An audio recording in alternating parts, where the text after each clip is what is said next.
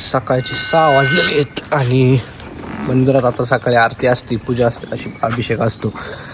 आता मंदिरात चाललोय मी.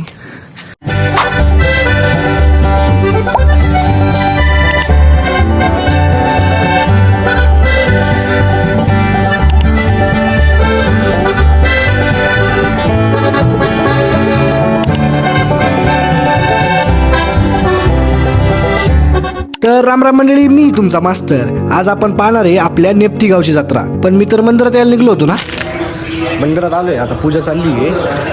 बाहेर शिंदूर लावून आले पोरं. आता बघतो मी बी करतो काही जमलं तर, आहे की नाही. या आजच्या स्टोरीमध्ये सगळ्यात मोठा ट्विस्ट काय माहिती आहे का? माझ्याच गावची जत्रा एवढ्या जवळून मीच कधी एक्सपिरियन्स केली नव्हती, तर मी पण आज तुमच्यासोबत ती एक्सपिरियन्स करणार आहे.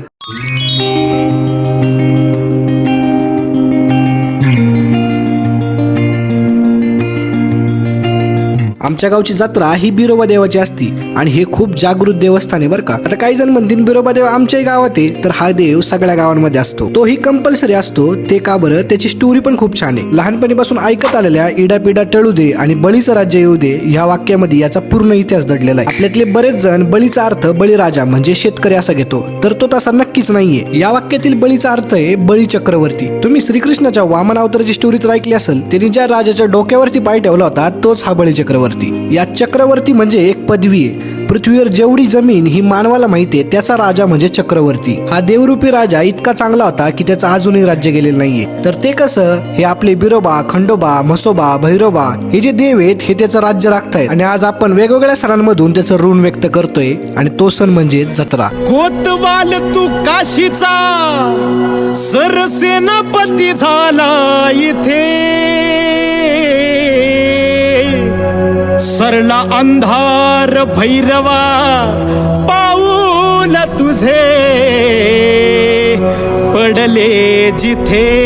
मोस्ट ऑफ दी गावांची जत्रा ही वैशाख किंवा चैत्र महिन्यामध्ये असते, कारण या उन्हाळ्याच्या दिवसांमध्ये जुन्या काळचा शेतकरी रिकामा राहायचा आणि त्याचं पीक पाणी विकून त्याच्याकडे पैसाही मुबलक राहायचा. आणि यापेक्षा परफेक्ट टाइम कायच असू शकतो एक सण उत्सव करण्यासाठी. माणूस रिकामा आहे, पैसा पूरक आहे, वातावरण पूरक आहे, त्यामुळे बऱ्याच गावची जत्रा ही चैत्र वैशाखामध्ये असते. प्रथा परंपरा मात्र सगळ्या गावांच्या वेगळ्या. जशा आमची नेप्ती गावची जत्रा ही अक्षय तृतीयेपासून सुरू होते. त्या दिवशी रात्री कावडी जातात. गावातले तरुण हे पाणी आणतात, तर तसे काही जण मंदिरामध्ये राहून ओव्या म्हणतात. कावडी गावात आल्यावर वाजत गाजत कावड्यांची भव्य मिरवणूक निघते आणि कावडी या बिरोबा मंदिराकडे प्रस्थान करतात. सर्वांना देवासमोर बसून ओव्या म्हणल्या जातात. ओव्या एक काव्य प्रकारे, त्याच्यामध्ये देवाचे स्मरण, माहेरची आठवण, जत्रेतील उलाढाल आणि दैनिक जीवनातील सुखदुःखे यमक जुळून हे गायनामध्ये गुंफले जातात. देवाला एकदा पाणी घातले की जत्रेचा उत्सव सुरू होतो.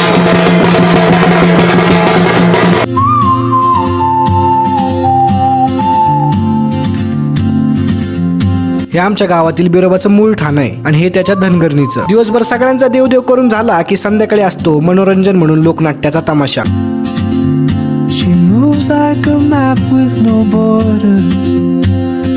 आणि दुसऱ्या दिवशी बाजार, वेगवेगळ्या वस्तूंचे, खाद्यांचे दुकानं. जुन्या काळी याच बाजारामध्ये प्राणी सुद्धा विकले जायचे. धान्य विकून आलेल्या पैशामधून शेतकरी गरजेनुसार ते खरेदी करायचा. लहानपणी माझ्यासाठी जत्रा म्हणजे हाच बाजार आणि होणाऱ्या कुस्त्या. पण हा व्हिडिओ शूट करताना, एडिट करताना आणि माहिती घेताना मलाही कळलं नेमकी जत्रा काय असते. माझ्या नेप्ती गावानी मला बरंचसं दिलंय, त्यापैकी जत्रा हा एक एक्सपिरियन्स. आणि आपण सर्व सिंधू संस्कृतीपासून जपत आलेलो जत्रा एक परंपरा.